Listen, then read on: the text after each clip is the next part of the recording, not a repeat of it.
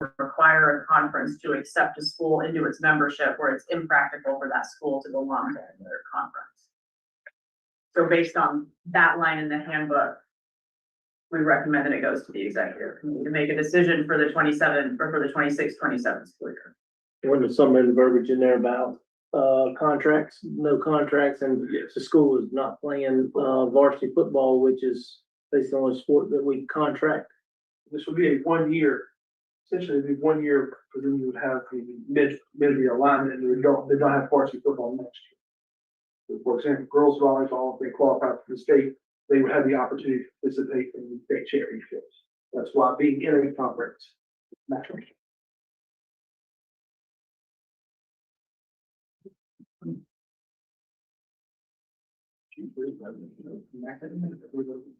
No, I'm coming back at you. I'm gonna wait on Kelly and Dale to give us guidance on this. That's not dramatic. Yes, that is not coming out of the form. There's another one. All right, number 12. Is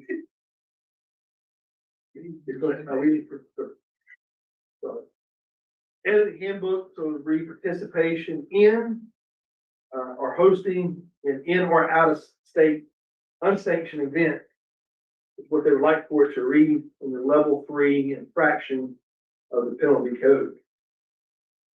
Right now, I believe it reads out of state and not in-state unsanctioned event. And so it'll allow the same authority whether you're in or out of state unsanctioned event. And in the back of the handbook, I'm told there's a whole section information about sanctioning event. And so there is a process in place if you are hosting one or would like to host one that have multiple out-of-state teams participating in it, then you can work through that process with staff here. So that will be coming to you guys to clean that language up tomorrow. 13 was discussion item only. Essentially, we'll discuss, it has no impact on high school eligibility or anything. That's all just discussion. All right. And just for the benefit of the listening audience, Yes, I ma'am. want to make sure that everybody understands why this was here. All-Star competition is for high school seniors who have completed their eligibility in that sport. The Shrine Bowl is limited to seniors. There is a junior Shrine Bowl event that has players who are youth age up to 13 or 14, I believe. 15. And so those young people are selected when they're in middle school to participate. And in some instances, they're in the 9th grade when the event itself occurs. So there was concern that if that 9th grader then participated in that junior Shrine Bowl event in December, that somebody would say, Stephen Gainey is ineligible because he's competing in an all-star event because he's now in high school. And so that group, Rod Brewington is actually the one who called, had some concern that they didn't want to do anything that jeopardized those young people, but they just wanted to make sure that that would be okay. So we just wanted to make sure that that language is understood by everybody as to how that would and why that would be permissible. It doesn't change anything, but they will change it on their website. And they were concerned that if they changed it on their website to say that you can be in high school and participate in this event, that then that would be going against our rules. So that's what that's all about. 14 women's wrestling from the North Carolina Wrestling Coaches Association. Girls must only compete against girls in regular season and postseason wrestling. It's shown tremendous growth to their 4th year, and equity in the girls that compete against their gender, and of course situations where they must compete on a boys team. So we talked about this, that we know there are some other work being done in some other committees as well. This will ultimately be tabled, so the Wrestling Coach Association or the driving force is behind the girls. We didn't have any data. What we don't want to do is make a decision that will actually end up hurting women's wrestling. And so we're tabling and we'll try to get more data or work with them, why they believe this. I think they think they have the numbers. They believe that in some cases it may help people grow. Mr. King talked about in his district, people who are not doing individual tournaments where they only are wrestling, dual matches. It would be hard. Those girls would not have opportunities to wrestle unless they went to these Saturday tournaments. And we did talk about that. The weekend tournament, Saturday tournaments, there are more opportunities for females to wrestle against females. But essentially it's going to be tabled just because we feel like if we make that move now, we could purchase work or something that's been growing. We would like to speak with him in more detail about why he feels this way. So again, I'm sorry I'm asking all these questions because we just need to make sure I understand what you're doing. You're tabling it. Therefore, it means that a girl can continue to do what she has been doing and wrestle against guys, and it would count towards The numbers. yes. That's what you're saying. That's correct. Okay. I think part of that is also, in the winter meeting, we upped the requirement for girls wrestling to 15, right? And so we're a little worried that if you take this away, that girls can't wrestle against girls in a dual team, that there may be girls that don't hit the 15 mark. And so since we just added that 15, we wanted to stay consistent with that meeting for playoffs. You do know that this came from the wrestling coaches? We do. Okay. 15, you took her career scholar athlete award. Essentially, this is not coming out of committee because we have talked about multiple ways to honor Commissioner Tucker and what that looks like. What it looks like student services. You've been a huge advocate in those fields, and to talk with you, we will have I don't know that it needs to be a board decision of how to, let's get the right people to create the board. One of that, we talk about, does it look like a male, female, excellence? What does it look like? But we think that that's probably not the place the board to determine the rule, knowing we had discussed and we will continue to discuss ways to honor Commissioner Tucker for his service. And so this came from the staff and we talked through some of the requirements. We already have some of these scholar athletes, so we don't want to just throw another scholar athlete award in there. We want to make sure it gets the honor and recognition that it needs and deserves. So that will be something that probably got Janie or Garrett challenge a group of people to work through. Make sure we honor you in the right way and sort of like your input, but you hang your hat on with some of the stuff you've done with kids. Sorry for all that. 15, I mean, a lot of changes. Thank you, Commissioner Tucker. How do you think that? Any questions? Thank you.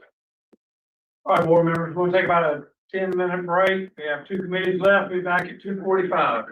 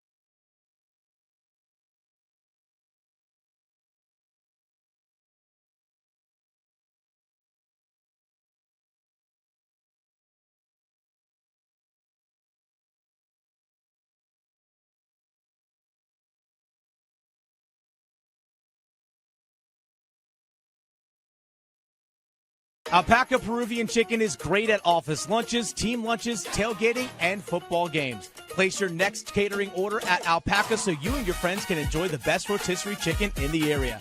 Taste their legendary flavor and homemade pride at 18 locations across the Triangle, Fayetteville, Mebane, Wilmington, Sanford, and now Wilson. Alpaca Peruvian Chicken, home of North Carolina's favorite chicken and a proud supporter of high school OT and football teams across the state. Get the Triangle Sports Leader anytime, anywhere with the new app from 99.9 The Fan. If it's live on The Fan, you can listen on the app. Plus, all your favorite podcasts at your fingertips. Download the 99.9 The Fan app today.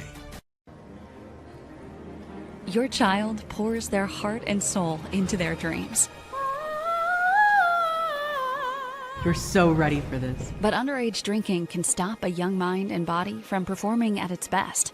Okay, everyone, it's time. We're ready. Make sure your star keeps shining. Start the conversation about the dangers of alcohol with tips at talkitoutnc.org. Are you craving chicken? Download the Alpaca Peruvian Chicken app to gain access to exclusive offers and earn rewards by eating the food that you love. New members who sign up will receive a free entree. Again, that's the Alpaca Peruvian Chicken app. Taste their legendary flavor and homemade pride at 18 locations across the Triangle, Fayetteville, Mebane, Wilmington, Sanford, and now Wilson. You can visit them online at alpacachicken.com and catch the Alpaca Chicken Game of the Week each Friday night on highschoolot.com. Get the Triangle Sports Leader anytime, anywhere with the new app from 99.9 The Fan. If it's live on The Fan, you can listen on the app. Plus, all your favorite podcasts at your fingertips. Download the 99.9 The Fan app today. Raising kids is a roller coaster. Sometimes you laugh, sometimes you cry. But most times you wonder how your kid turned out so well. That's how. You did the hard work, made the right decisions. Like talking about alcohol before it could be a problem. Go to talkitoutnc.org. Get resources on how to talk about underage drinking. So Mom, Dad, keep up the good work. It's worth it. Talk early. Talk often. Talk it out, NC. Alpaca Peruvian Chicken is great at office lunches, team lunches, tailgating, and football games. Place your next catering order at Alpaca so you and your friends can enjoy the best rotisserie chicken in the area. Taste their legendary flavor and homemade pride at 18 locations across the Triangle, Fayetteville, Mebane, Wilmington, Sanford, and now Wilson. Alpaca Peruvian Chicken, home of North Carolina's favorite chicken and a proud supporter of high school OT and football teams across the state. Don't fall for the myths. Get the facts about underage drinking. Myth. Teens bounce back fast and teenage athletes can perform just fine after a night of drinking alcohol. The fact is, alcohol can hinder athletic performance for up to 3 days, delaying recovery and causing long-term issues with muscle loss and weakness. But don't just take it from me. Choosing not to drink as an underage athlete has really helped me significantly. I've been able to focus, keep my priorities straight, and it's helped me separate myself from, many other people. Get more facts at talkitoutnc.org. Get the Triangle Sports Leader anytime, anywhere with the new app from 99.9 The Fan. If it's live on The Fan, you can listen on the app. Plus, all your favorite podcasts at your fingertips. Download the 99.9 The Fan app today. Are you craving chicken? Download the Alpaca Peruvian Chicken app to gain access to exclusive offers and earn rewards by eating the food that you love. New members who sign up will receive a free entree. Again, that's the Alpaca Peruvian Chicken app. Taste their legendary flavor and homemade pride at 18 locations across the Triangle, Fayetteville, Mebane, Wilmington, Sanford, and now Wilson. You can visit them online at alpacachicken.com and catch the Alpaca Chicken Game of the Week each Friday night on highschoolot.com. Your child pours their heart and soul into their dreams. You're so ready for this. But underage drinking can stop a young mind and body from performing at its best. Okay, everyone, it's time. We're ready. Make sure your star keeps shining. Start the conversation about the dangers of alcohol with tips at talkitoutnc.org. Get the Triangle Sports Leader anytime, anywhere with the new app from 99.9 The Fan. If it's live on The Fan, you can listen on the app. Plus, all your favorite podcasts at your fingertips. Download the 99.9 The Fan app today.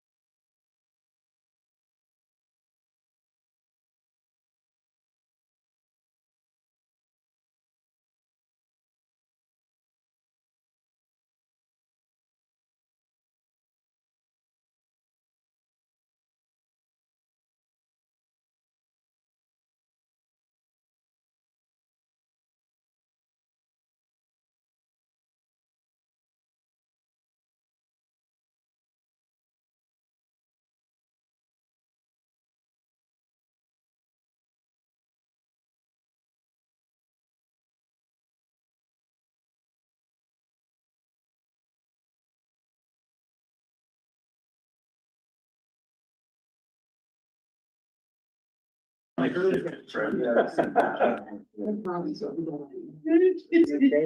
we're gonna resume our afternoon session. Andy McCormick's gonna present information from the review officiating committee, and then we have sports committee, and we have a special presentation at 3:45. Thank you, President Gainey. I think I must have done something wrong to Commissioner Tucker. On her way out, she's gonna give me a 24-item agenda. She called me and said, "If you looked at that," I said, "Yes, ma'am." We're gonna start off with the violation report discussion item. As always, let everybody look through that. The most common violation is violation of the seasonal limitations rule. I just don't see how that really happens. Keeping up with the number of games we're participating in. But that was the large. Maybe they'll get those new math standards that these guys are working on. With 7 violations. The one I really have heartburn over is the ejection report. As of April the 15th, we had 1,007, but you can see we were provided with an addendum. From April 16th to May 1st, we have an additional 88 ejections. Profanity continues to be the largest perpetrator of that, making up close to 40% of ejections is profanity. And another one that really bothers me is our coaches making up 84 of the ejections. It's kind of hard to ask our student athletes to behave correctly when we have adults that tend to have a problem doing so. And you can see in the largest sport continues to be men's soccer with 258 violations, and then 40 for JV. That's just blows my mind, but we'll move on. Well, I know we need to move on, but I can't. Like when you look from 21-22 to now, folks, that's ridiculous with our member schools and what we accept as a, not just as an organization, but as a profession. And I know I'm preaching to the choir here. Also, 11 biting. We got kindergartners playing on high school teams that I don't know about. We have to do better. And I don't know what we can do as an organization to try to model that or be proactive or what kind of education we can do. That's just awful. Well, and even speaking with Albert and the Officials Association, it could be a lot worse with the profanity. There's a lot that still gets overlooked. So we just got to do a better job as coaches and administrators of continuing to encourage sportsmanship. And it may be their conversational language at school or at home, but we've got to hold them to a standard on that athletic participation field. And that is what we hear, some of you guys, is that this is the way they talk. This is the culture now.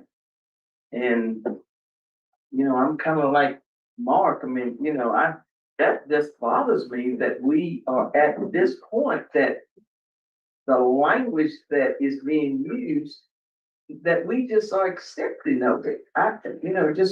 It bothers me, but again, I don't know how we fix it, Eddie. I don't know what we do. Well, I think Jared made a great point. It's not an organization, it's not a state organization's place to fix it. No, you're right. It's an embarrassment. The principals, we control the school. We control what we expect, don't expect. For the school board, we follow school board rules, but school boards are gonna support principals in a lot of cases when it comes to this. We all know it's a problem. But schools gotta take ownership of it. And you know what parents will tell us sometimes? Well, the school is not gonna do anything about it. Now, I'm not saying that they're right, but that's sometimes I'll say, well, you need to go and talk to your school about whatever that may. No need to talk to them. They'll just accept it. So I said, well, I don't want to believe that, but. There's young people, they're gonna make mistakes, they're gonna do not smart stuff, and so I think too often I talked about it with the bullying thing when I was a bit, we forget, we don't have to allow, we have the authority to give consequences more than you do. And more than an official does. Yes. And it should be up to the official to uphold the standard of the behavior that the school and the district or the community accepts. This is a greater problem than, you know, to expect a 15-year-old to police himself or herself is no different now than in 1975.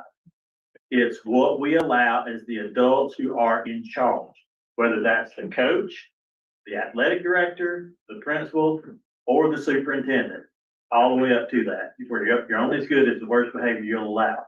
And kids will go to wherever the line. And that's just something that we have to claw back as a group, not as an organization, but as a group.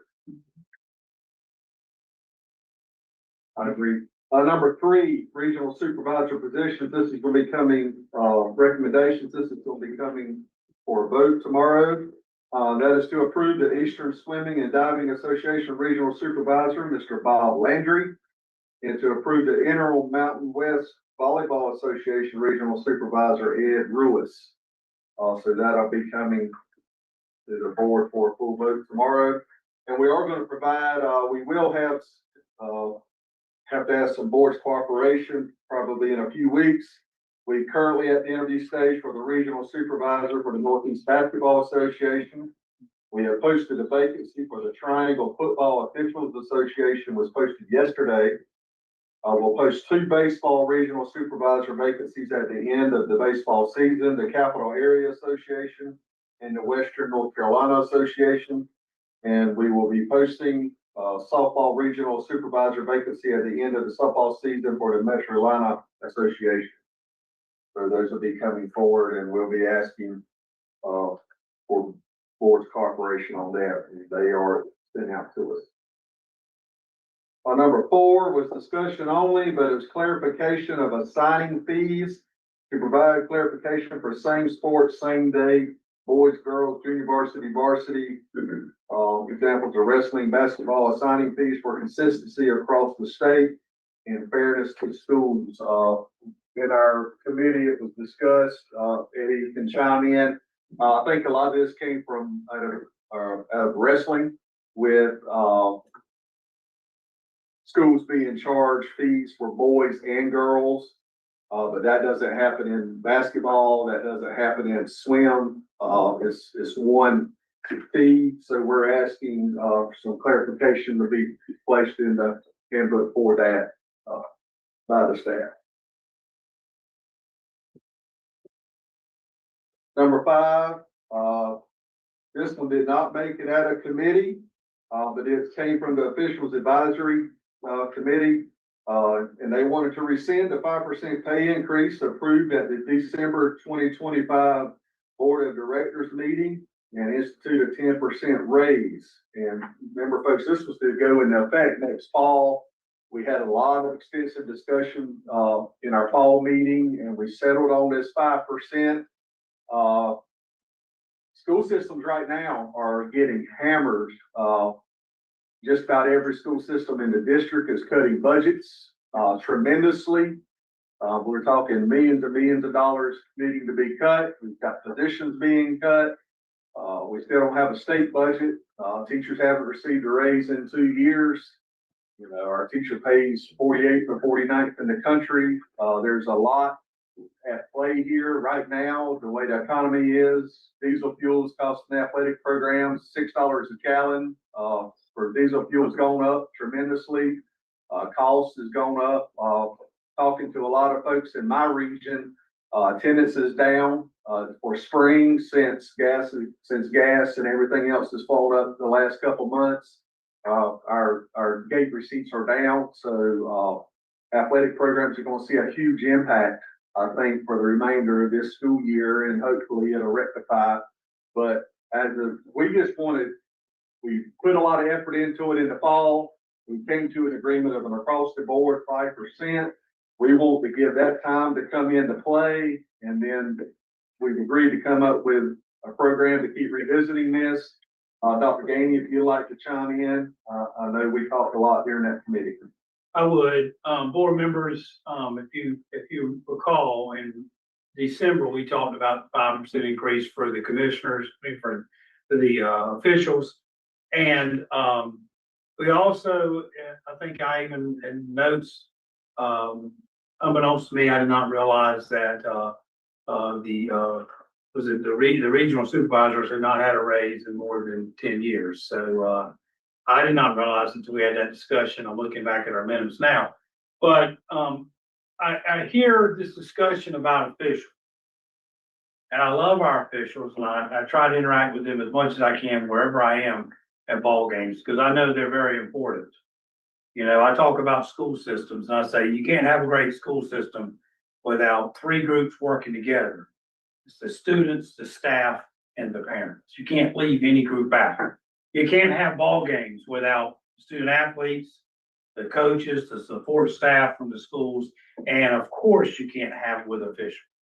So whereas what we're talking about and what has been asked may be somewhat of a disappointment, I just want all the officials out there to know it is not intentional.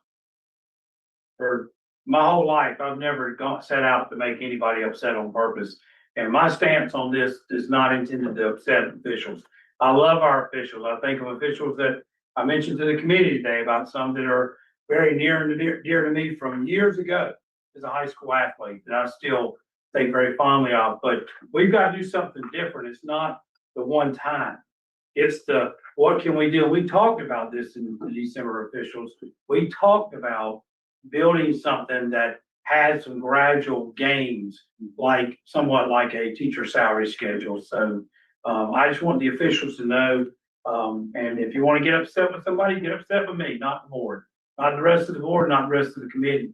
But there is a focus on what can we do better for you, just like we just talked about sportsmanship.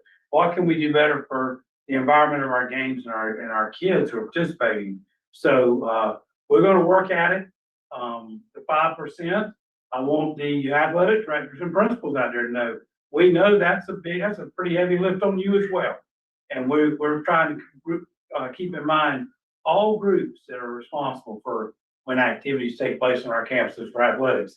And again, it's those great student athletes, which is why we're all here, all the support staff, ADs, principals, but also can't forget the officials and all the parents that are with us all the way. So officials, this may be a little bit of a sour comment to you. I'm not meaning it to be, it may upset you, but you are loved and you are thought highly of. And we know we need you, but we're working through some things that even if we weren't in budget crisis, I still think the 5% plus some kind of schedule to not keep coming back. We just dealt with this, 2-3 years prior. And so I think this is the thing to do. It's not to keep saying, when do people get frustrated? And we try to do a lump sum increase.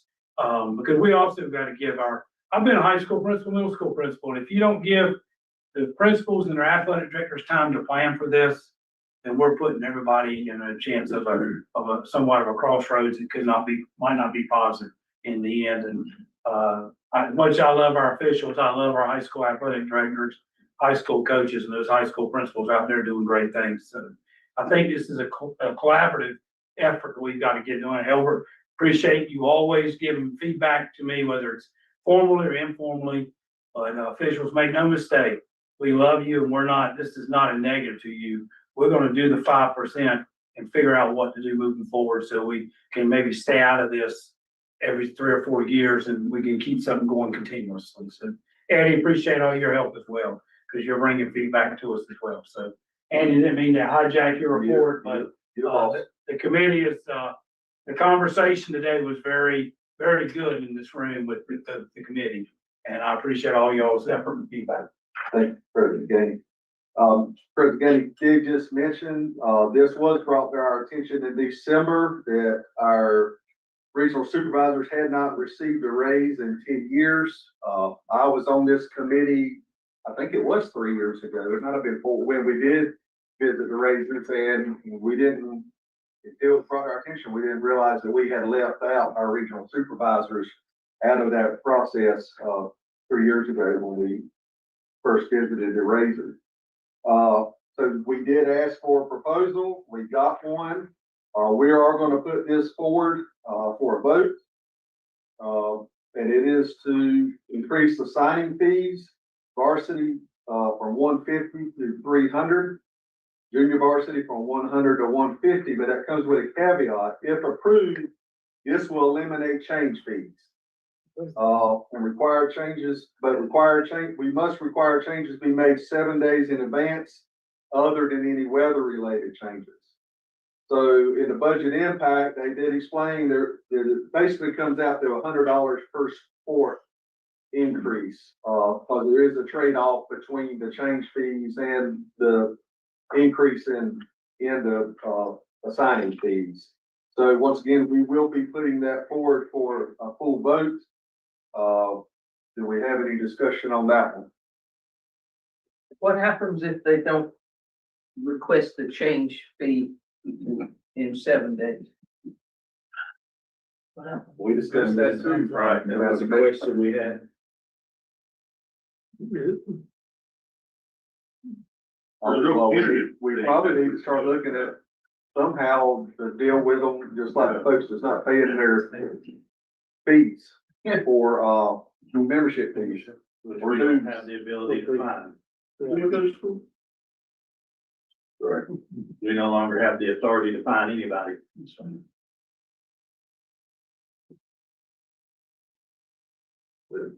Maybe we need to go back to staff, figure out what are some options if they don't.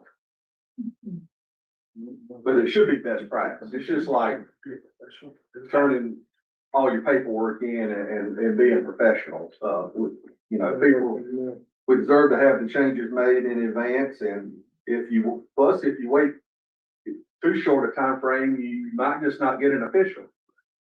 Yeah, that's always something too, the signer can say, I'm sorry, I don't have anybody for you. So I think for consistency and clarity though, that needs to be part of whatever action that is taken. Because what we don't want is that on the back of the person who's doing the assignment and the inconsistency that's there, because we don't control that piece. And I deal with this one time in one sport and something else one time, so I have to forfeit a game here because nobody showed up, or we have to cancel a game here, but then this one's able to make it work. So how do we make this as consistent and concise as we can? Especially for those of you who are on the operational, day-to-day operational piece of this that I am not. Sam, I saw your hand up. Yeah, my question is, what is it now? What is the change fee? What is applied, all that stuff? How does it work now from myself and the public here? For the handbook, you have an option in the school to pay $100 up front prior to the season to handle any change in as many changes as you have.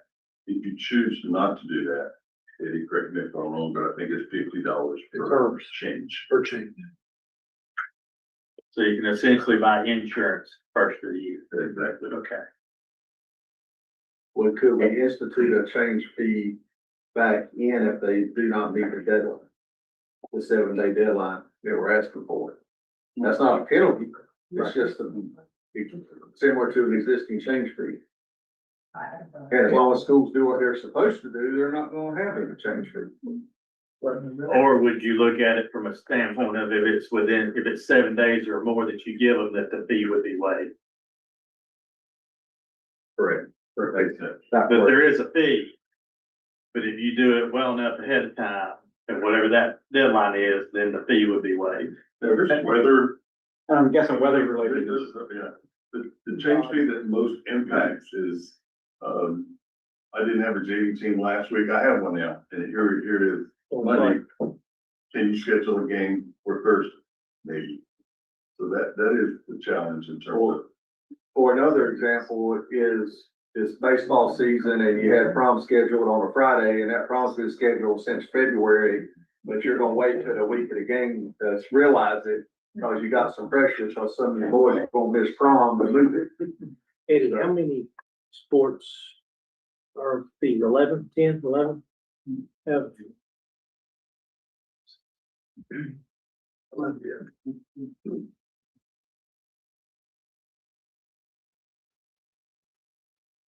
So when you're on things, for schools. 1,100.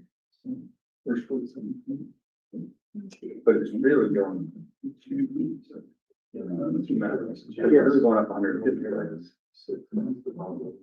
Right?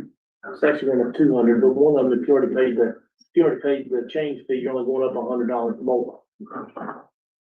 So this, we're not being change fee involved. Correct. What I'm saying is, it's actually going up 200, but if you have been paying the change fee, now it's really only increasing $100. Correct. I personally like the change fee because you paid it and you can change the game no matter the circumstance. Correct. Gave me a peace of mind as athletic director when stuff comes up out of my control. Yep. Agreed. To me, it was money well spent. So stuff comes up a lot more than you think it does. You got that many games. With 11 sports are what we're charging, right? The fees going up $150. Going from 150 to 300. For 11 times. Yeah, get JV in there too. You just gotta figure it out. Another 200, that's where I got it. That's where you're getting the 200 from. So the 200 times 11 is 2,200. So currently it's $350, you get a varsity daily change fee, $350. The new proposal is $450. If you didn't already pay the change fee, it will be 2,200. If you pay the change fee, it'll be 1,100. Most schools pay the change fee.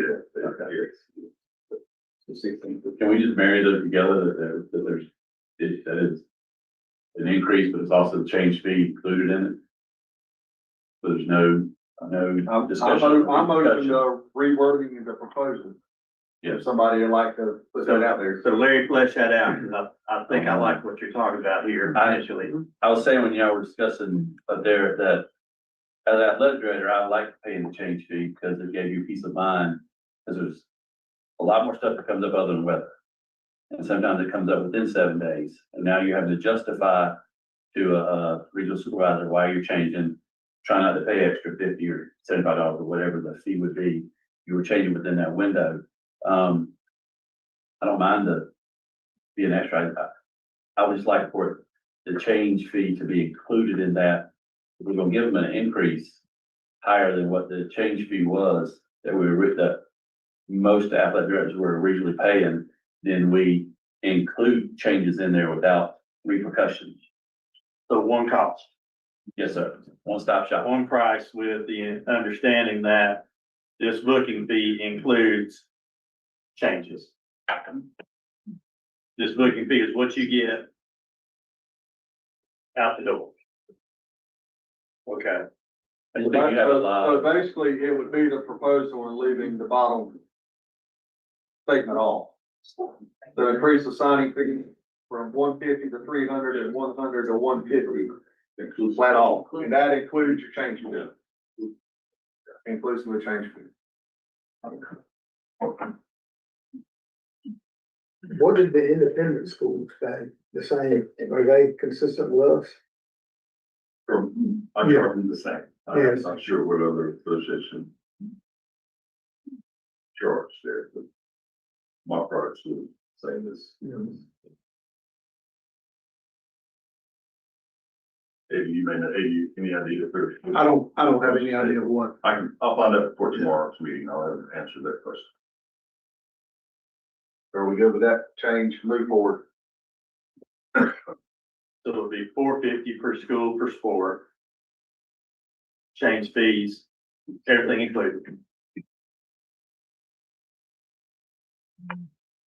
that correct? Like, I don't do this every day, folks. Y'all do. So that for the varsity? So that would be JV and more That's per sport, yeah. Everything. Talk Like about versus buffet, one stop shop.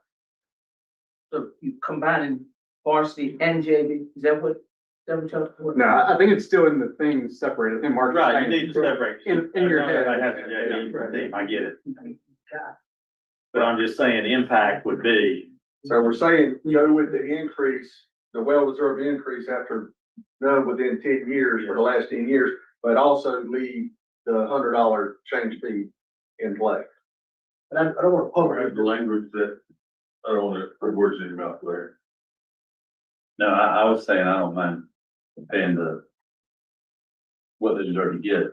It's just, I didn't like the language of like, within 7 days, if a change was not made, not whether, there's too many different ways that can go. Well, and that helps eliminate the what if somebody doesn't do it. Yes. That you talked about, and we don't have the ability to levy fines. I mean, August gets crazy, beginning of spring gets crazy with, you got 10 events going on in 4 days, and that is a lot. I got I'll several send you 20 emails. greens. I'm trying to find those. Have you, I think we can speak for emails too, though. We got just the concern of increasing the officials' pay, usually comes out of schools operating athletics. Talked about with ticket prices a couple of years ago, or pricing herself out of students. Somebody, I forgot who said it earlier, but we're all in the same ecosystem. Officials gotta get paid, supervisors get paid, coaches gotta get paid, and students gotta be able to buy tickets to come watch. And I just wanna, other districts and, county athletic directors reached out, sent letters of just worrying, and have some real concerns about just the burden that will continue to put on some of these schools that, don't have the revenue. And revenue, even in a school like mine, I have a great facility. People can give for projects, but operational, people like to give money for operations. And I'm not complaining at all. I can imagine being in some other schools in the location where maybe some, a greater attendance area, that's a, 20-minute drive, 30-minute drive to a school, and your attendance is less. I think the conversation, from superintendents at the end of the day, is also we keep going up at the school level. We're going to take opportunities from kids. And I'm not saying we shouldn't fight for officials to get raises or coaches to get raises. It's just, we've got to be in this thing from the superintendent, the district budget on down. I think we just got to be mindful of that because we have increases in schools operating budget quite a bit in this room in the last couple of years. And there's only two ways to do that. To find new money, you pass it on to the consumer. And not many of us in these seats. I can tell you, I don't have new money. Right. Dana, you got new money? Jamie, you got new money? Nope. Right, so, that's your two options.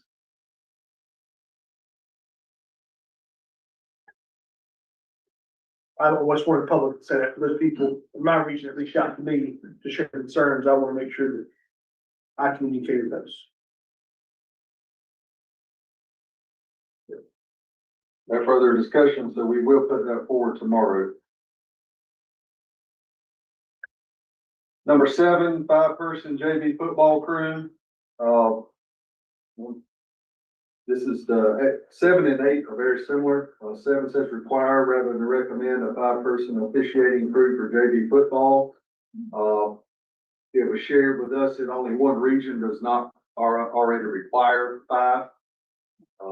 So we are going to put this forward as for a vote to change the wording to require rather than recommend a 5-person officiating crew for JV football.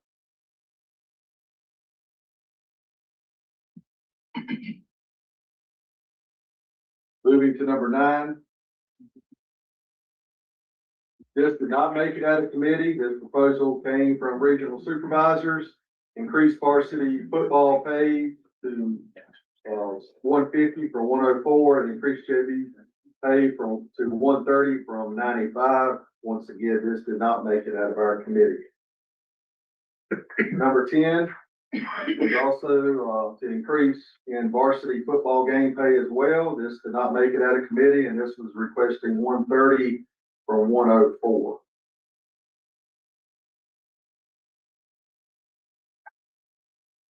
Number 11 did not make it out of committee. JV football game quarter length. This came from the officials advisory committee. They were asking to establish 10-minute quarters uniformly across the state for JV football. Discussion in our committee for this and why it did not make it out of committee You have a lot of programs that have 50, 60, 70 kids on a JV football team, and you start limiting quarters to 10 minutes. You're taking the opportunity for a lot of those kids to get to play. So that's why we didn't. It's already a conference decision. I think a lot of the question does come about when it's a non-conference, but we also lean to the fact that it should be the home team's decision on that. If they can't come to an agreement, it should be the home team's decision. Number 12, similar to 11, but it addressed a few more sports. This is not making that a committee either. Quarter links for junior varsity contests. This came from the officials advisory committee. Establish uniform quarter links for junior varsity contests. They had requested basketball at 7, football at 10, and lacrosse at 10 for JV's competition. This did not make it out of committee. This also did not make that a committee. Officials advisory from the officials advisory committee. This was a football playoff game pay increase. They were asking rounds 1 and 2 to move to 160 from 110. Rounds 3 and 4 to 170 from 116. Round 5 to 180 from 116, and championship to 180 from 121. It was mentioned, trying to get to our surrounding states, but there's a lot of discrepancies we have across this state of ours when it comes to comparing to other states. Some of our border states put millions of dollars in a high school football stadium. A lot of them pay their coaches 6 figures to coach, and our teachers it's either 48th, 49th right now. If the budget doesn't soon pass, we might be 50th. But there's just, you can't really make the comparison well to the next state over. There may be some other things in that next state over that are also different, because it was brought up in committee. We have folks from South Carolina applying for AD jobs in North Carolina. There's a reason for that. So we need to just keep that in mind when we're talking about needing to compare to other states. There's a lot of improvements our state can make. Number 14 did not make it out of committee. Single game pay in varsity lacrosse. They had asked for an established fee of $82, with it being a 2 or a 3-man crew. So we did not take this out of committee because currently the 3-man crew makes 71 and the 2-man crew makes 82. 15, increase in varsity lacrosse game pay. Varsity pay, they're proposed 95 from 82. We did not take this out of committee.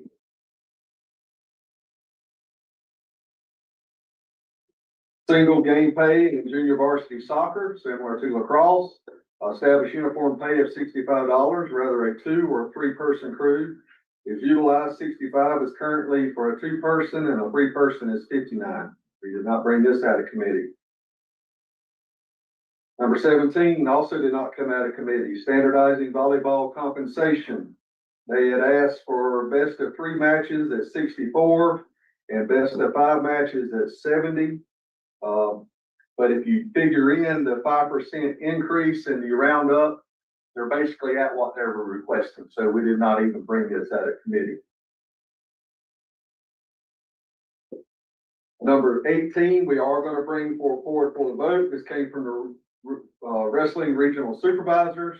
Require 2 officials on every mat for dual team playoffs beginning with round 3. So that's just adding 2. Round 4 already had 2.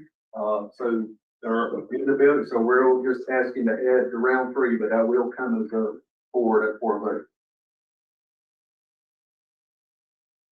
Also coming forward for a vote, also from the wrestling regional supervisors, require 2 additional officials plus the number of mats for each individual regional tournament. This is an increase from 1 additional official. This is coming about, it's just, we have regional semifinal matches that are some huge matches that currently only have 1 official. So that's why they're asking for the addition of the 2 additional officials to ensure they can still keep their rotation and keep two officials on the mat. Sam? Oh, I thought you. Okay, Ed, did you have anything to put in on that one? No, it just, like you said, for those semifinal matches in those individual tournaments, that gives two officials on every mat.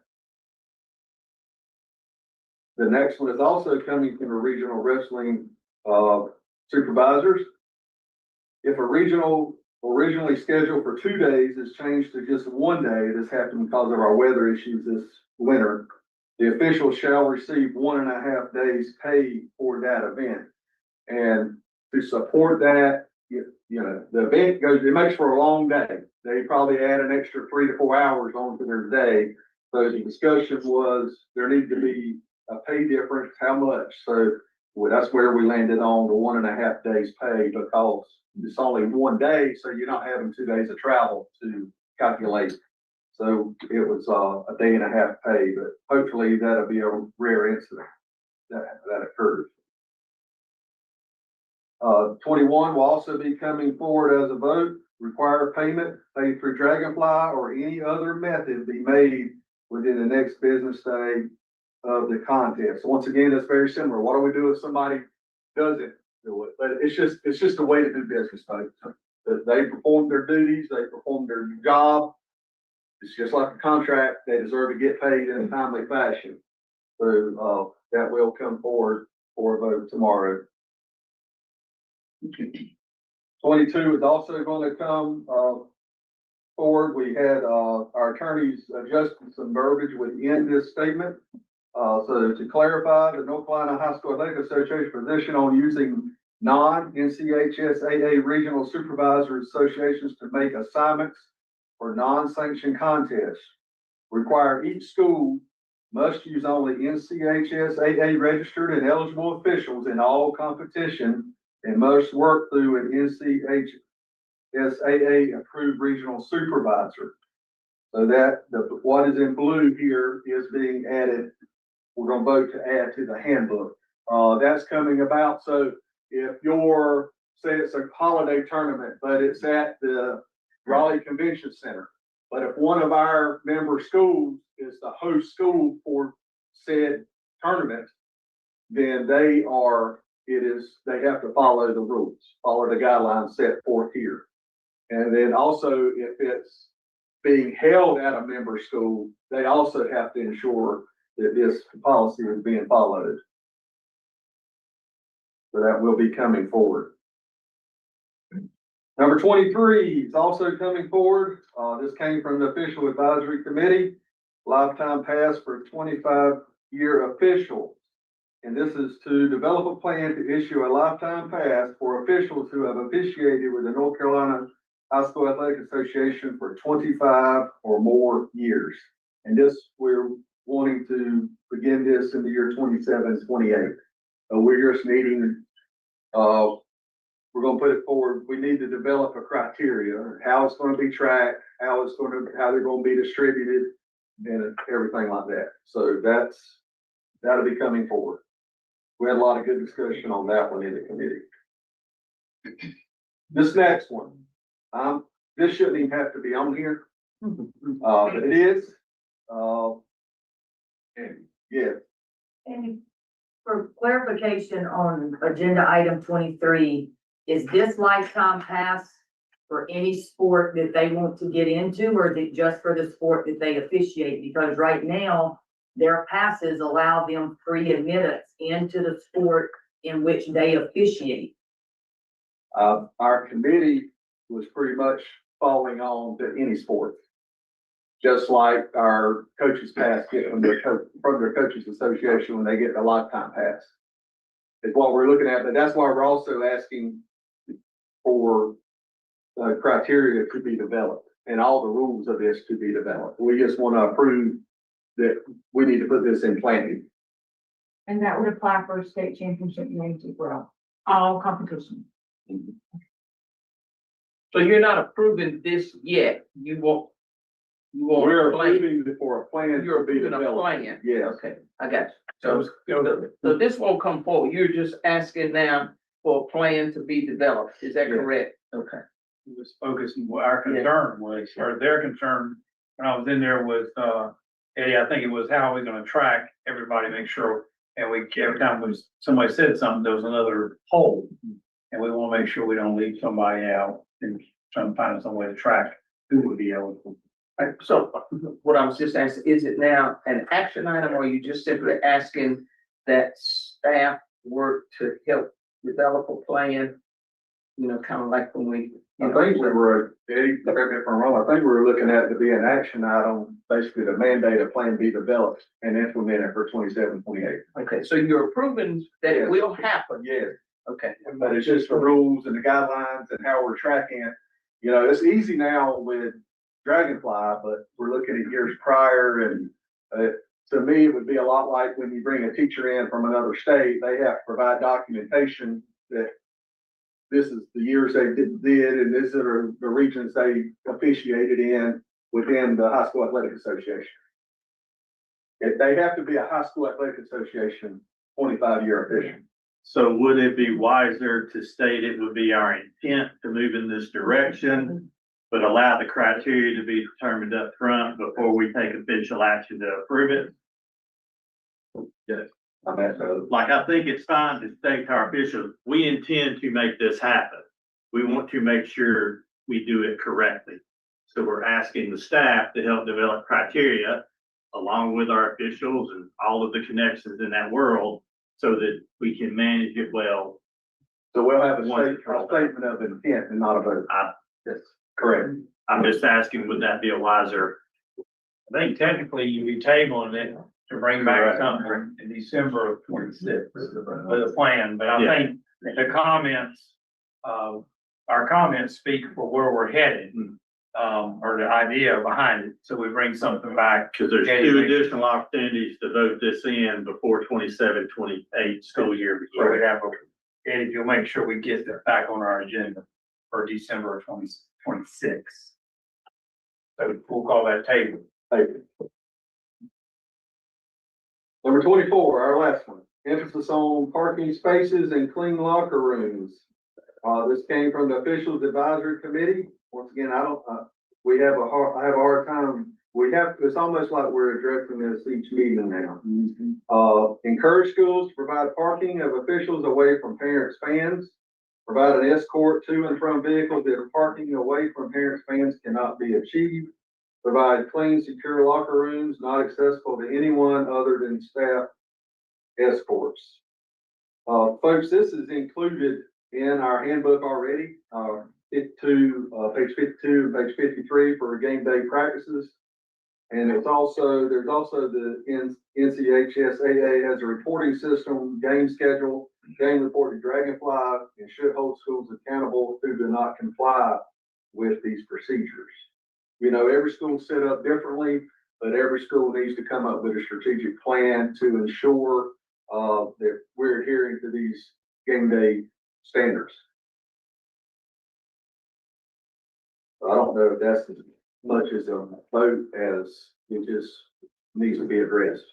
It's just information.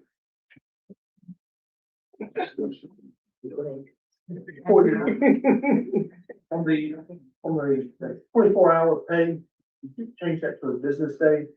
Is the official wording business day or is it 49? Business day. Okay. Yeah, it was changed. And number 7, tell me, number 7 is action, right? Yes, sir. And that was the one because about everybody's already doing it. Yeah. 7 and 8 were similar. All right, Andy, thank you. All right, board members, we have, one more committee. I don't know, we have a 3:45 presentation, so, I guess we could start, Larry, and then at 3:45. Without Gainey, I can say it's the first time I've seen Commissioner Tucker come into a report I was in that we took so long. So, we all fell asleep. Everybody's ready to eat. I'll give you about. I just wanted to make sure. That's not, the good news is it's the last one, the bad news is the long one. So, do ready to roll. Okay, sports committee, Henry Rice, Paige Bad, Chris Clinton's on the road. Eric Turner and, Joe Franks was not with us today. First thing was daily limitations for swimmers and divers was to increase the number of, daily contests for swimmers and divers from 1 to 2. Rationale to increase the opportunity for athletes to make up missed contests on the same day as an already scheduled event, and to improve the limited number of competitive opportunities, and also increase the value of travel. We will be bringing that forward for a vote. That will be an action item, number 1. Number 2, adjusting the qualifying format for regional championships, to adjust the number of qualifiers for swim and dive regionals to include the top 24 times / scores in individual events and the top 16 times in relays. We will also be bringing this forward for a vote. This is to clarify, this is already happening all except for 4A.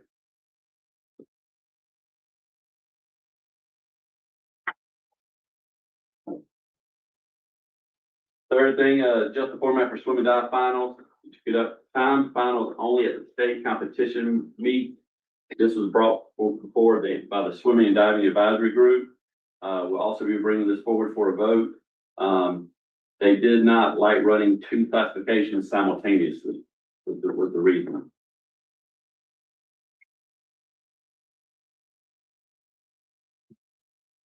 Fourth thing, to restore the 16 entry bracket at the state individual tournament field. This is brought by the Tennis Coaches Association. It was to increase the singles and doubles field for state championships from 8 to 16 draws. This did not make it out of committee.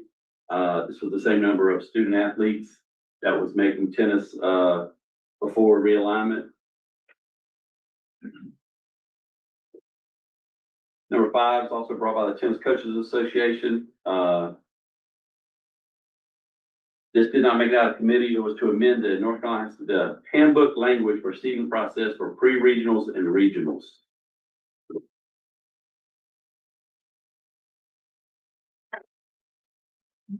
Number 6, also brought by the Tennis Coaches Association, is to allow schools with 3 or less individuals on their tennis teams to compete for individual championships.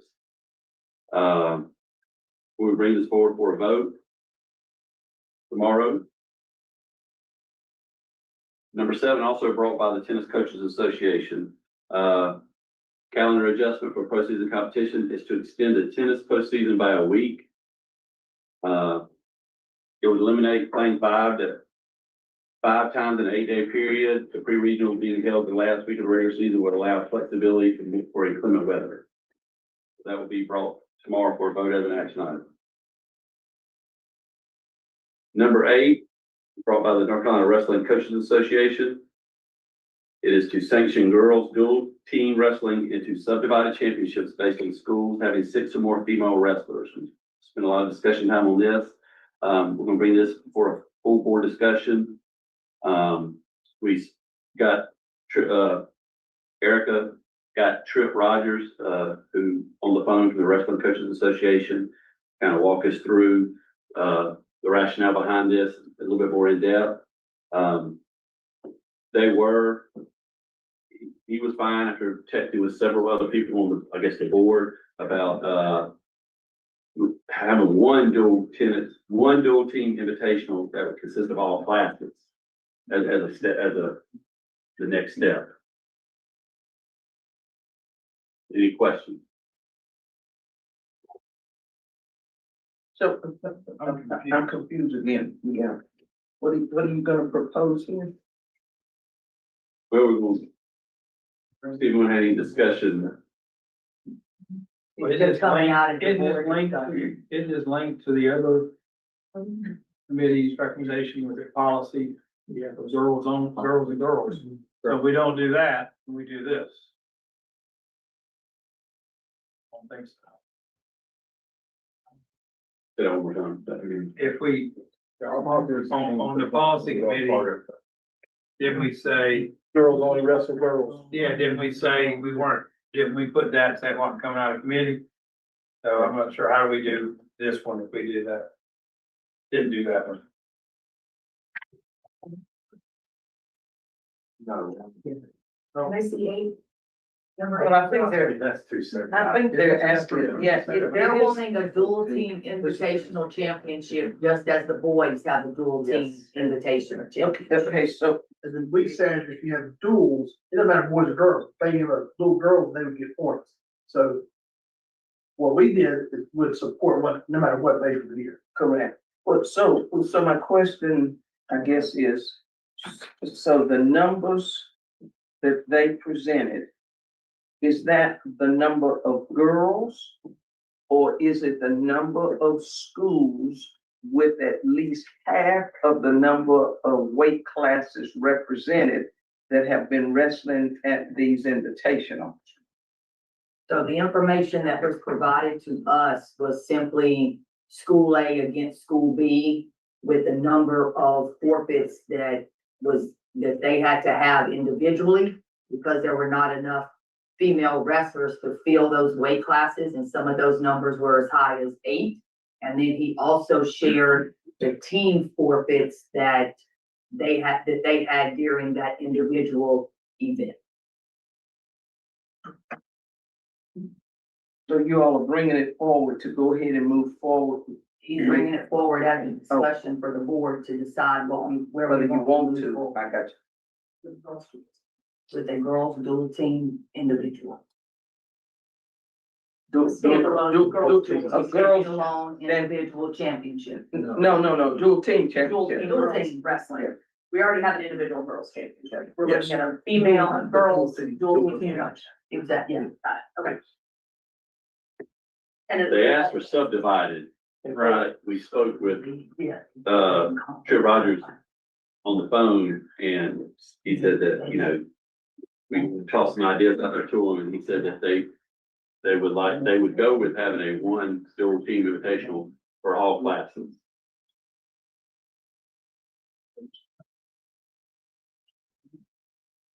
So then the conversation would be not doing 8 classifications or 4 classifications, but doing one dual team female tournament. Well, there was a lot of talk about time, space, you know,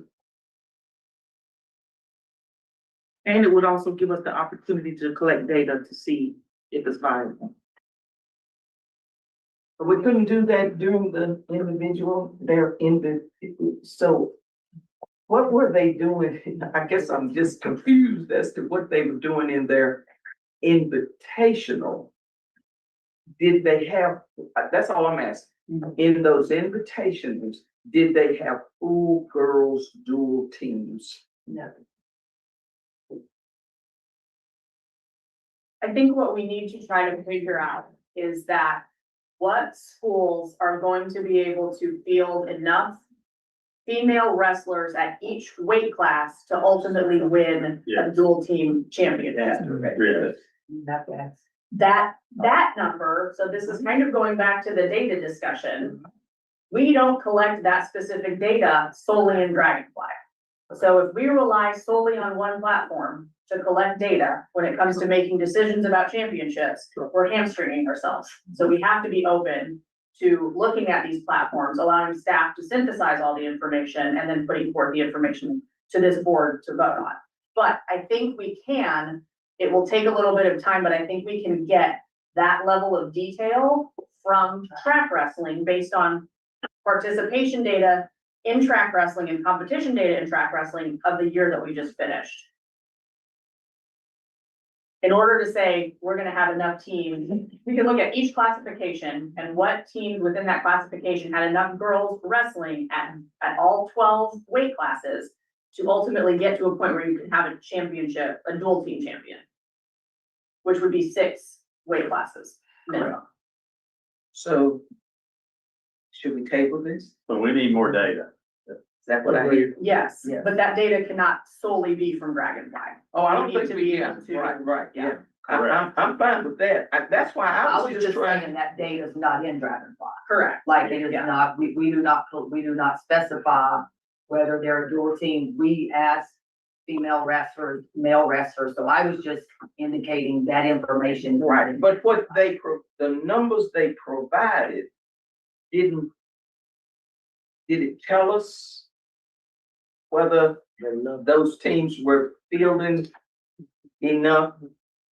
No, because you could have 6 female wrestlers at a school that are all in the same weight class. That's what I'm saying. So that data that was provided was inconclusive. Because it could have been what you just said. Yes. And I gave that same example to Trick, because when Jenna and I spoke with him initially, is what I brought up to say, when we read this, you could have Right. 6 wrestlers, but 3 of them are in the same weight class, and he understood that. Right, okay. So we'll table that for more data. Okay. Number 9, also brought by the North Carolina Wrestling Coaches Association, to form a committee of wrestling stakeholders to discuss and resolve issues encountered during individual wrestling and state tournament schedule. This did not make it out of committee. Number 10, also brought forth by the North Carolina Wrestling Coaches Association, to align the postseason girls competition dates with the boys. We will be bringing this to the board for a vote. So Larry, could we just go back a minute? I just want the wrestling coaches maybe who are listening to know that we have every intention of working with the North Carolina Wrestling Coaches Association to discuss and resolve some of this. Because we have a wrestling coaches association. We don't need a separate committee. We just need to work with them. And that hasn't happened. And so I think as a staff, we need to work with them. So I want them to know that, we're just not blowing them off, but we'll work with them to try to get that taken care of. Got it, Dan. 346. Oh, okay. So at 10, we said we weren't bringing that for a vote, to align girls postseason and with the boys in wrestling. 11 and 12, we combined into, so it's to reduce, number 11 says to reduce the playoff bracket size from 48 to 32 teams for classes 1A through 7A. We're going to bring before the board to combine agenda items 11 and 12 to bring a motion forward to reduce the bracket size in all sports in 1A through 7A from 48 to 32. 12 have had it where they reduced it in everything except football. And you're bringing all sports.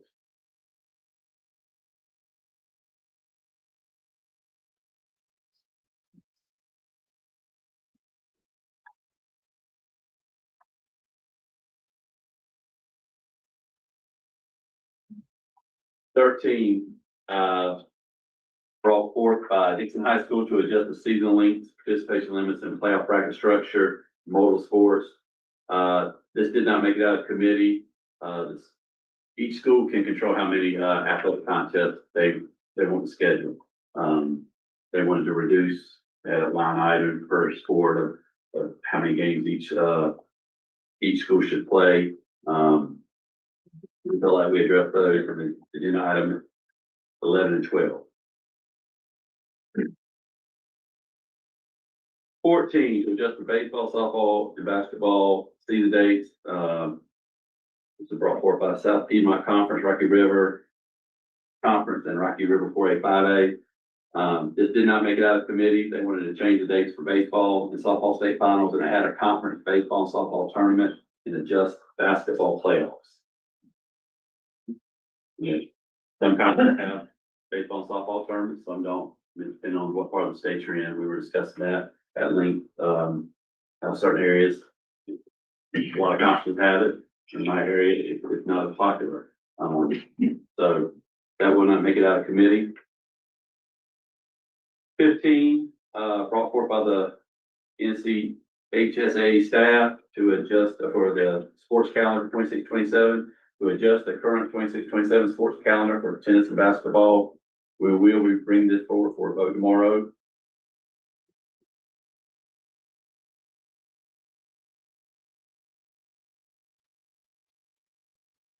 '16, brought forth by the North Carolina Football Coaches Association, to allow junior varsity football to conduct standalone scrimmages. we'll be bringing this for you for a vote, but we'll amend the language to amend all sports to have standalone scrimmages for JV sports if they choose to do so.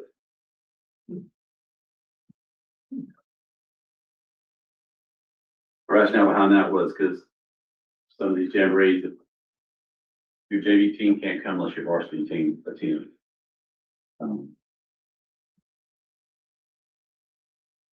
Number 17, Pamlico County High School to adopt policy that requires schools to complete 85 to 90% of the maximum allowable regular season contests to qualify for the playoffs. We discussed this at length. It will not be coming out of committee. There's a lot of factors that go into reasons why schools are not playing the maximum number of games. We would hope that no school is scheduling just a small number of games to create a competitive advantage in playoff season. Number 18, brought forth by the North Carolina Basketball Coaches Association, to allow the shot clock to be approved on an experimental basis for the 26-27 school year during scrimmages, invitational tournament, and special events, to collect data on clock use. We will be bringing this before the board for a vote tomorrow. And last, 19, fat timing, reviewing the fat timing requirement for qualifying for indoor and outdoor postseason. We discussed that. Our marathon ended. Mr. Wilford, Yeah. all the calendar changes and like the playoffs and those. Is that, I'm assuming we can still have a good calendar. Are we gonna include ourselves without? It's a lot of rules to follow when developing a calendar. That's my only concern. Like, then the input from the staff, I'm sure, said this makes sense to do. We start talking about the tennis and basketball. Talking about adjusting the sport calendar, yes, it came from the staff. Sam, what we did is we had missed a couple of dates with tennis. We removed the conference tournament language from basketball because that was the only sport on the calendar, and the handbook states that the conference tournament does not have to be the culminating event for a sport. And so we removed that, and then we adjusted the basketball dates, knowing that if the 48 to 32 passes, then it's going to be a lot of adjustment. All right, any other questions from committee members? All right, thank you, Mr. Cook. All right, board members, we do have a special presentation. Steve Schwartz will be coming in to present do a presentation for officials. I will go get into this form.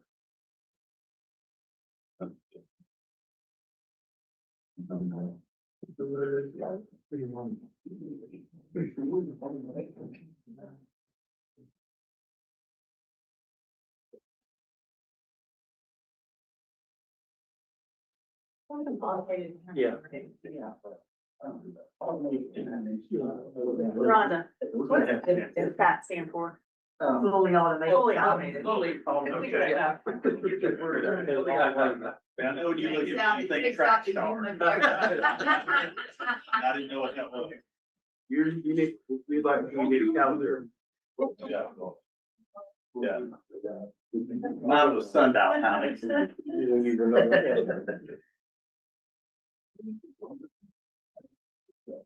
Hi, everybody. Am I the last thing? No, we have something behind this. I have 167 slides. Is that a problem? Yes. So,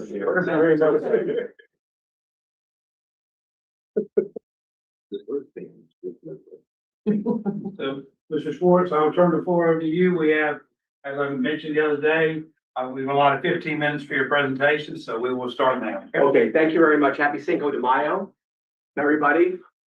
In 15 minutes, 4 very good-looking bartenders are coming through those stores with margaritas for everybody. Is everyone okay with that? Commissioner, good to see you. Thank you so much for allowing me to be here today.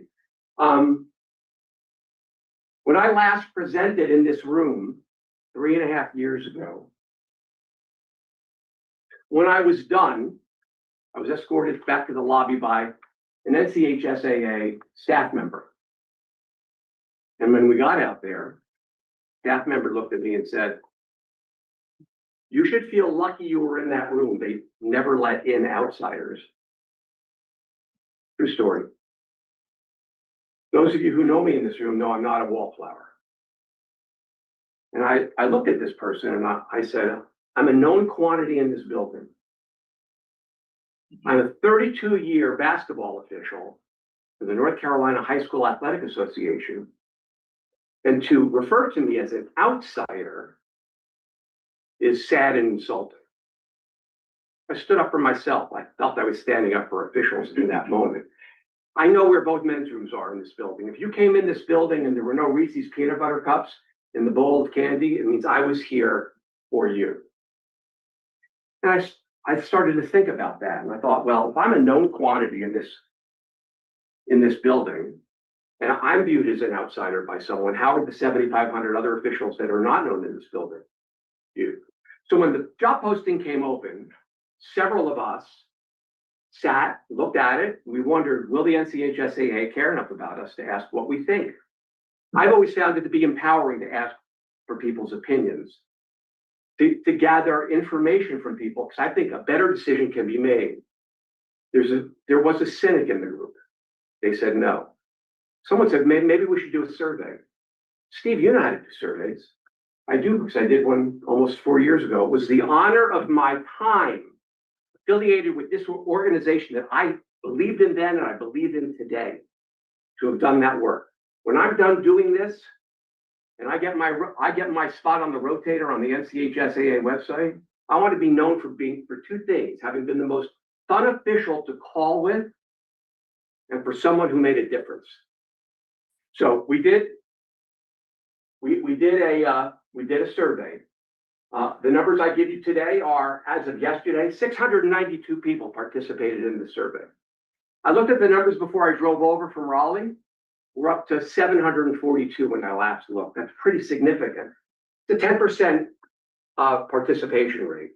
And I'm going to share some preliminary data with you guys. I don't think the numbers are going to change very much. The executive summary will show that. Here we go. First, the age of the respondents. 75% of the respondents are over the age of 45. How long have you officiated? 56% of respondents have been with the NCHSAA for over 11 years. What sports do you call? Timing is everything. Here are the numbers: football, basketball, baseball, softball, volleyball. You can see the numbers spread across all of the sports of the NCHSAA. So we asked, rate the following priorities for the next leader of this incredible organization. This is a weighted average of 5. The most important thing, it will come as no surprise to you, at a 443, compensation. That's not a surprise. It's been that way for years between this body and the 7,500 officials. That's what they mostly care about, and that's what they're mostly paying attention to. Second most important thing, no surprise, respect and sportsmanship towards officials. The third item,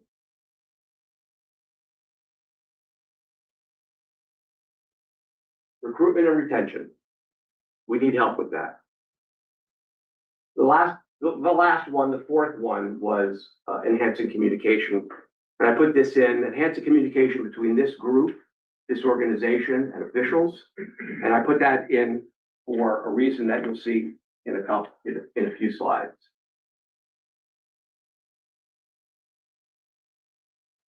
How important are the following qualities in the next commissioner? This is weighted average to 3. Number 1 being a strong communicator and listener of officials, being a transparent decision maker. The third was being forward thinking in their solutions for us. And the fifth was having some experience in officiating or having a deep understanding of our role.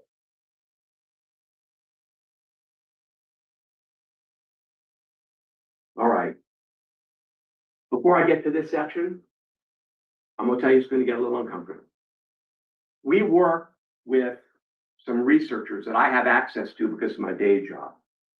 A couple of researchers, one lives in Philadelphia, the other lives here in Chapel Hill, who understand research. I do too from what I do for work. And the researchers helped us put together the questionnaire, how to frame the questions, in what order to put them. And the researchers said, have you ever asked the officials their pain points and their perceptions of the organization that control them? We said, we've never asked those questions. I'm a believer that the things and brands I associate with is because of the perceptions they have. So we thought it would be intriguing, considering this was our project, to say to officials, how do you view all of this? Because their perceptions drive how they see you. And as we're answering to you, and so we think this is important for you to know. Everything you do is driven through the perceptions they have.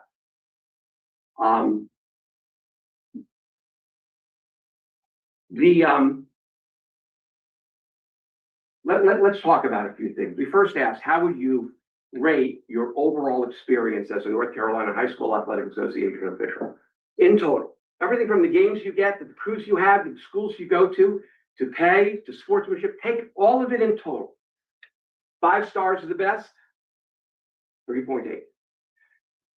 The exciting news is we know this today, and this is a trackable item, if you so wish. We made this recommendation 3.5 years ago in the groundbreaking survey that we did back in the fall of 2022.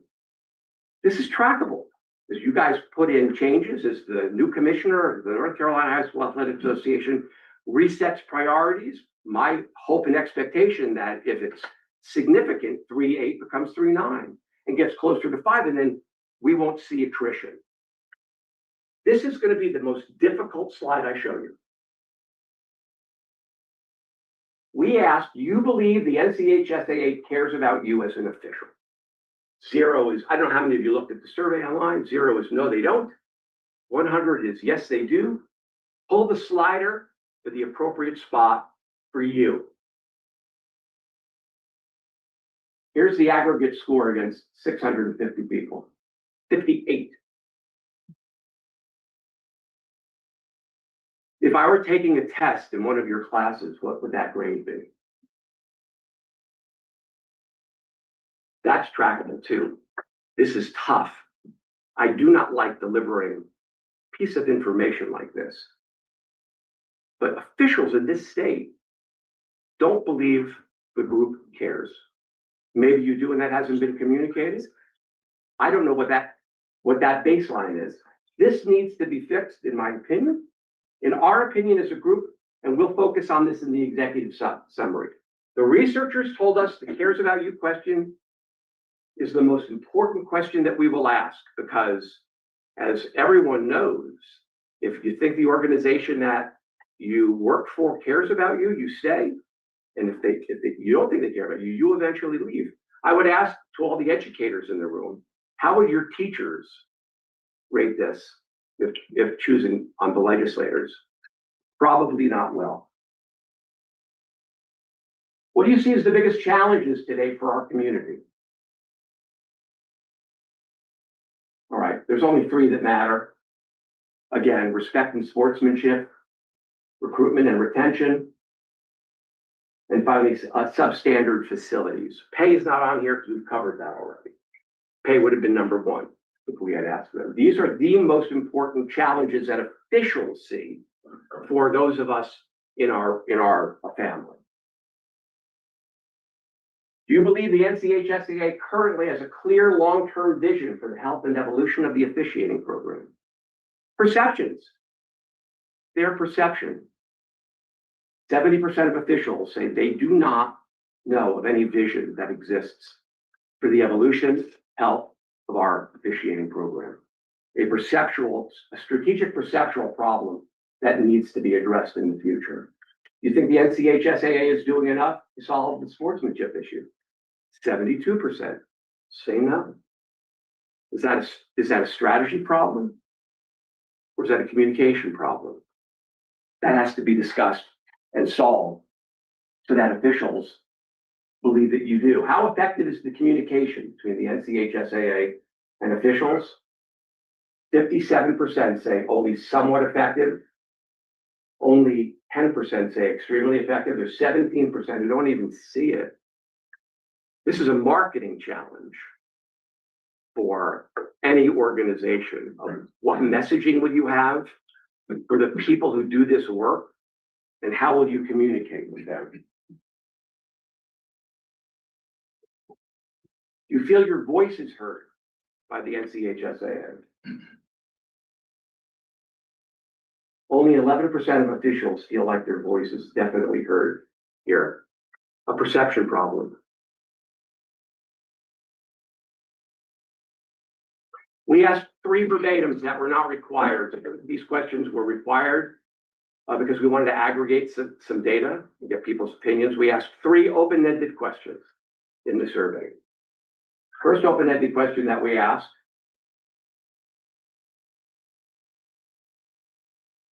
after a day of activity, what's the one issue most important to you that the next commissioner should fix for officials?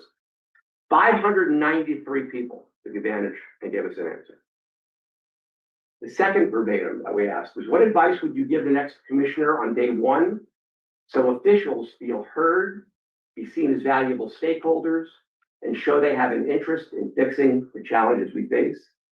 The opt-in was 437 people had something to say. Finally, what additional comments do you have for the board of directors and search committee so officials can be heard as this decision is being made? 310. When we write the executive summary, we will provide all of the verbatims in a PDF.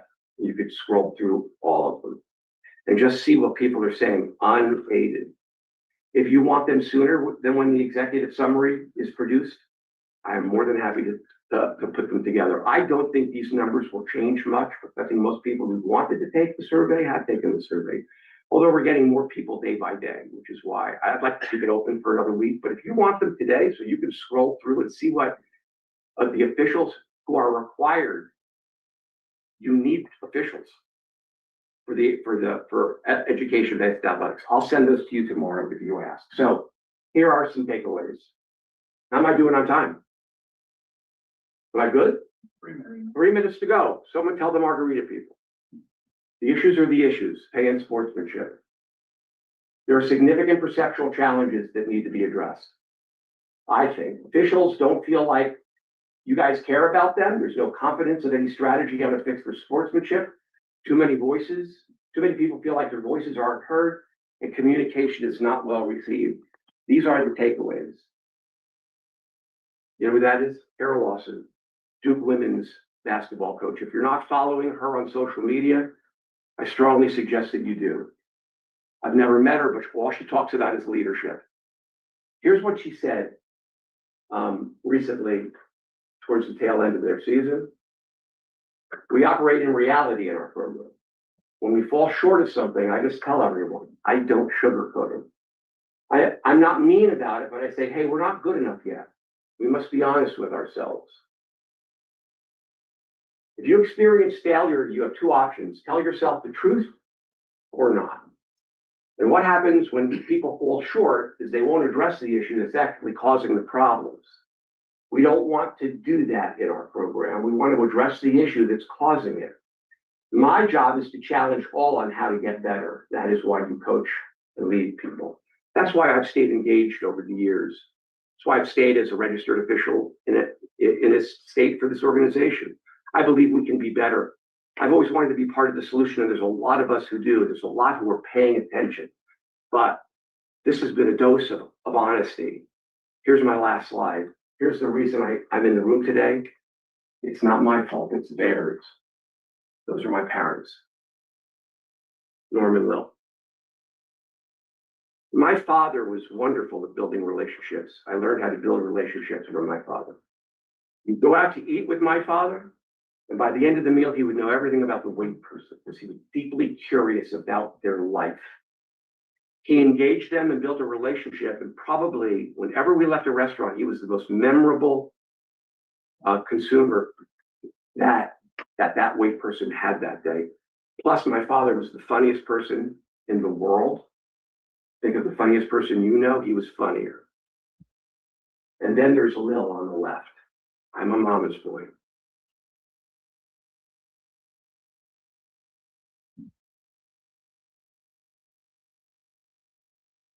My mother was an activist. She said that if I were born 5 years earlier, she would have had me out marching for civil rights. I think that's something that you and I talked about once, many, many years ago. My mother died at 69 because she loved her Marlboros. The only thing I hated about her is she left the earth so soon. But her influence on me was strong. If she came through those doors, you would feel her presence and she wouldn't say a word. She was that kind of person for everyone and me. My mother also taught me when I was young that I belong in any room I want to be in. That's how I live my life. I'm in any room I want to be in. Figure out how to get in there to make things better. But she also said to me, if you ever walk in a room in an effort to make things better, you damn well better make it better for everyone else before you make it better for yourself. So I'm here to make things better for everyone else. That's my contact information. If you want to reach out to me with any questions that you have, any comments that you have, and if you do, that will be held in confidence. I'm 67 years old. I'll pause so someone can say I don't look it. Anyone? Eddie Takers. I'm a retired North Carolina High School Athletic Association official. I'm proud to be a retired official. But I'm still registered because I'm an ICE. I'm in case of emergency. And those emergencies happen. I'm 67. And the truth is, the decision that you guys are about to make will not impact me. But they will impact 7,500 officials who are in this state. We all trust that you will make the right decision for you, but we hope that you also make the right decision for us. I thank you for your time. Thank you, Mr. Schwartz.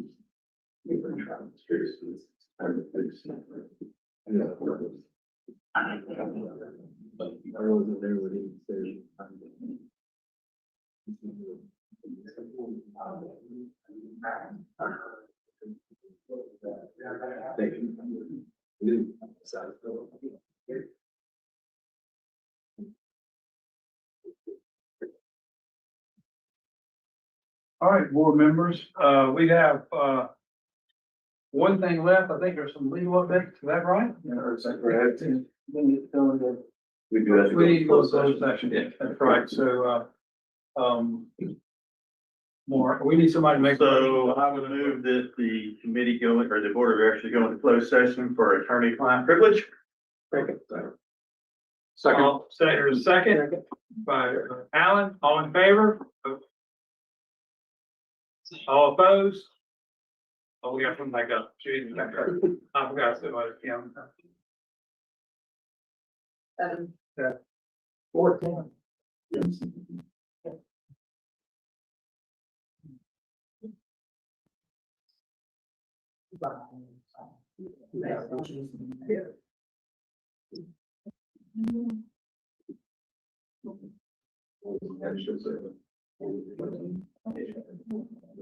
We're still live online.